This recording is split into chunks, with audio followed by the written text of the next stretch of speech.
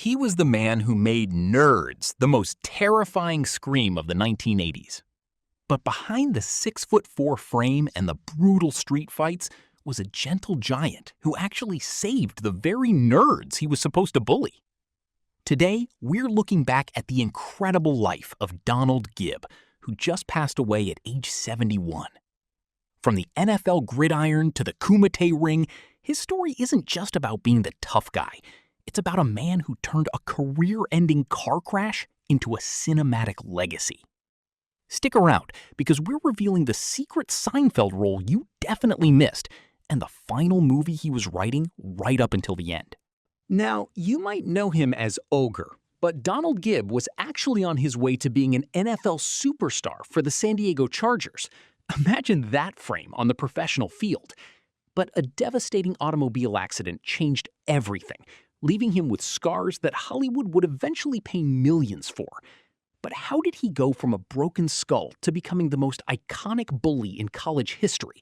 It actually involved a bloody shaving session that almost cost him the role of a lifetime. Let's dive into that. Before we get into his wild times on the set of Bloodsport with Jean-Claude Van Damme, I want to hear from you. What is your absolute favorite Ogre moment? Was it the belching contest, the "Nerds" yell, or the moment he finally joined the guys in Nerds in Paradise? Let us know in the comments below.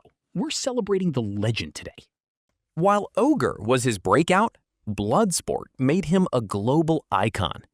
But did you know Donald Gibb actually rewrote his own script? He thought the original lines didn't capture the American spirit of Ray Jackson. And wait until you hear about the tension on that set.